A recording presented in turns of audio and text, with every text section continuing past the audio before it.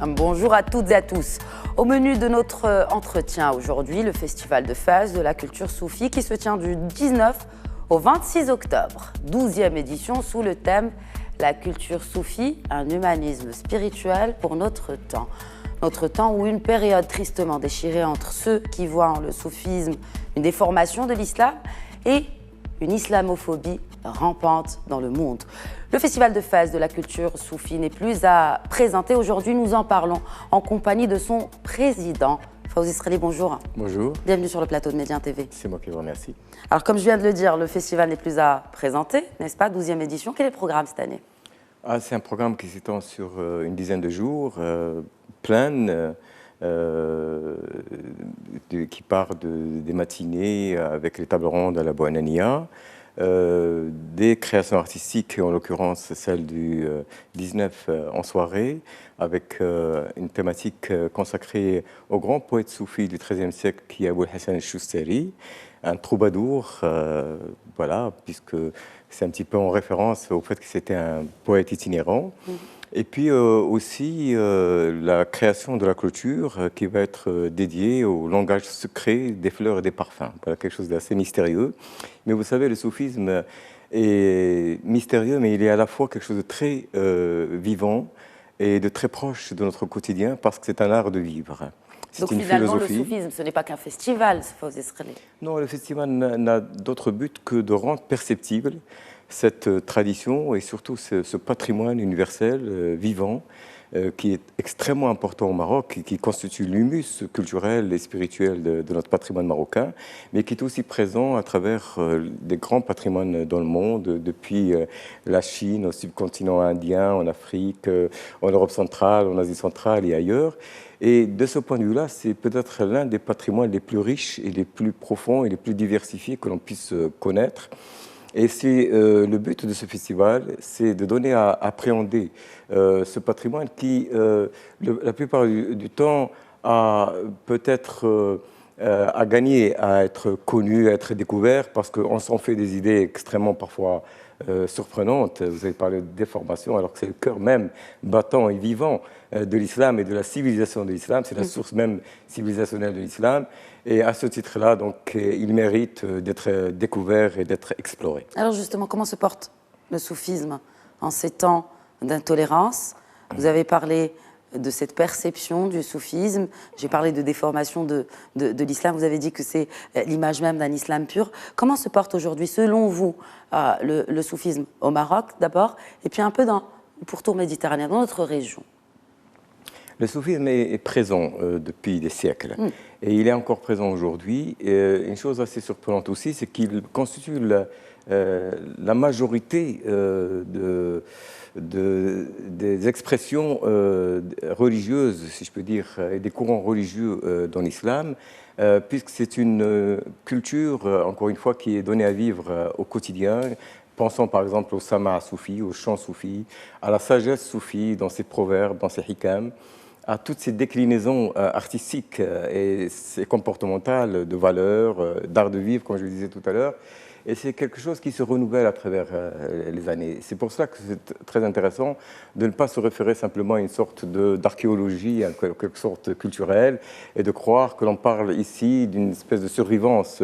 Mais on parle d'un patrimoine vivant qui est créatif, qui donne à penser, qui donne à créer. Et c'est en ce sens-là qu'on voudrait donner ce festival comme une sorte de lieu expérimental pour montrer comment le soufisme, à travers les grandes œuvres, évidemment, d'Ibn Arabi, de Rumi, de Rabia, de Shustari en l'occurrence, d'Ibn Farid et bien d'autres, mais aussi dans sa créativité actuelle.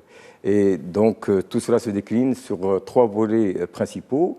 Il y a le volet dont je parlais tout à l'heure, qui est intellectuel, et qui fait donc partie de ce programme dans la Boanania.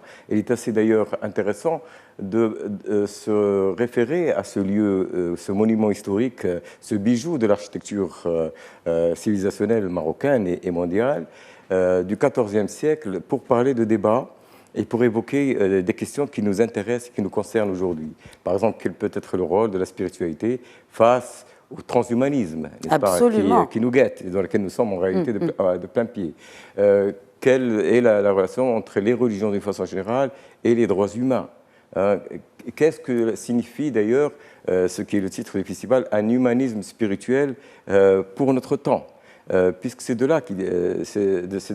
cela qu'il s'agit, c'est précisément de voir comment peuvent se conjuguer aujourd'hui des acquis qui sont universels, des droits humains, de tout ce qu'on a pu avoir comme émancipation sur un plan de la rationalité et du savoir, mais de conjuguer cela avec une certaine forme de sagesse et de spiritualité, ce qui, je crois, est particulièrement opportun dans les temps que nous vivons.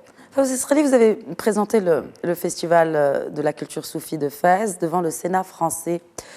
Quel est le rôle du soufisme, justement, pour redorer, j'ai envie de dire, l'image de cet islam dans un temps où on le voit, en France notamment, un peu partout en Europe, même ailleurs, de l'islamophobie? Il faut comprendre que le Maroc a un rôle clé à jouer dans ce sens-là.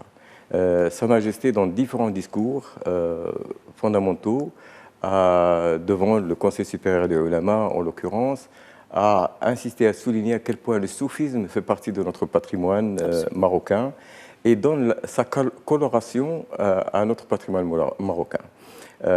C'est-à-dire que cette façon de vivre l'islam avec une tranquillité, une sagesse, et puis une ouverture à l'autre et à l'altérité, et à la différence, et à la diversité. Vous savez, tout cela, ce sont des principes et des canevas fondamentaux de notre culture marocaine qui expliquent, par exemple, avec quelle façon tout à fait naturelle Sa Majesté a pu recevoir le pape au Maroc, à quel point nous parlons de la commanderie des croyants pour parler de la diversité des croyances et des héritages culturels de ces croyances au sein de l'histoire et de la société marocaine.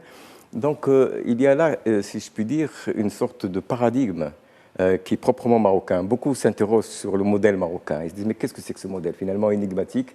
Pourquoi au Maroc, il y a cette vision civilisationnelle et culturelle et spirituelle de l'islam?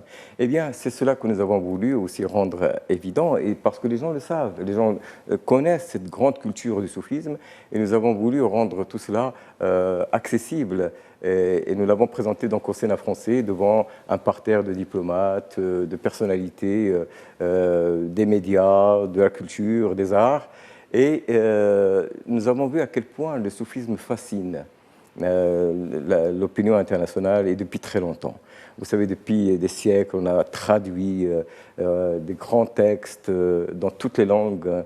Un des best-sellers, peut-être tout livre confondu à travers le temps, et le Matsnaoui de Jalal al-Din al-Rumi, sans parler des grandes œuvres, le Futuhat al-Makkiya ou Fusus al-Hikam d'Ibn Arabi et bien d'autres encore.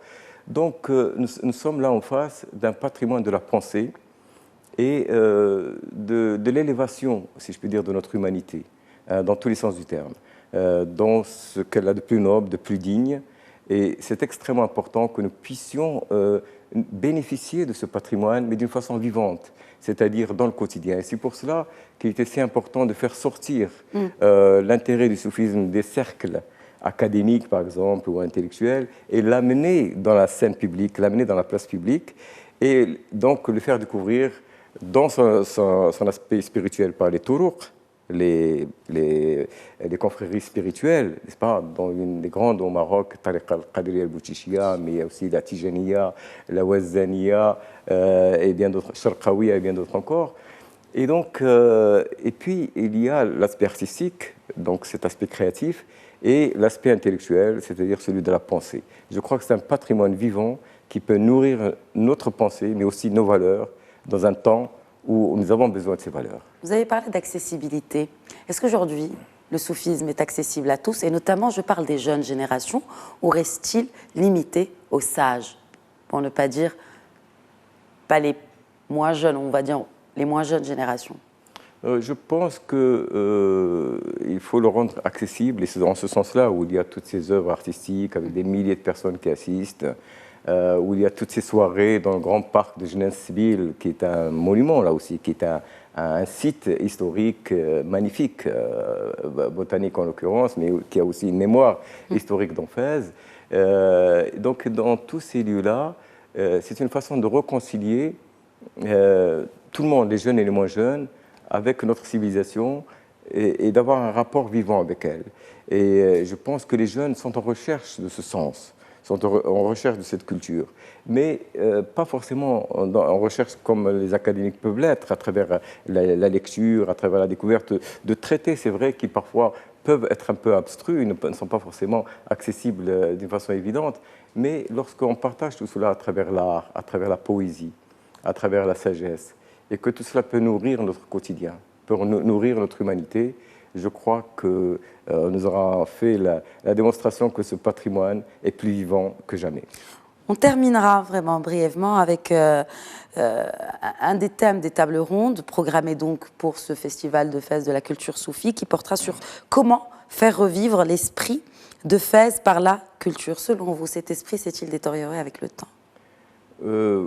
Oui, forcément, parce que Fès, on l'appelait à l'époque Zaouia, le centre du soufisme par excellence. D'ailleurs, le mausolée de Moulay Idriss est identifié comme étant un mausolée de sainteté. Hein, à la fois, donc il avait un rôle temporel, mais aussi spirituel, ce qui a été ensuite le rôle des différentes dynasties marocaines d'assurer ce double aspect. Donc il y avait un aspect de Zaouia, et par ce fait-là, il y avait une culture qui était aussi un héritage de l'Andalousie, une espèce d'art de vivre, de savoir-vivre, qui a fait le bonheur de beaucoup de personnes qui sont passées par ce type de ville, à Fès ou ailleurs au Maroc. Et donc, je crois qu'avec le temps, peut-être ça s'est un peu estompé. On avait l'impression que ça appartenait un peu au passé, comme la Bounania pouvait appartenir au passé. Mais aujourd'hui, la Bounania peut être revivifiée par cette culture et l'esprit du soufisme. Je rappelle que le Festival de Fès de la culture soufie se tient à Fès pour le coup du 19 au 26 octobre. Fawzi Sreli, c'était un plaisir d'échanger avec vous. Merci, c'était vraiment un plaisir pour moi aussi. Merci à vous, merci de nous avoir suivis. Très bonne suite des programmes sur notre antenne.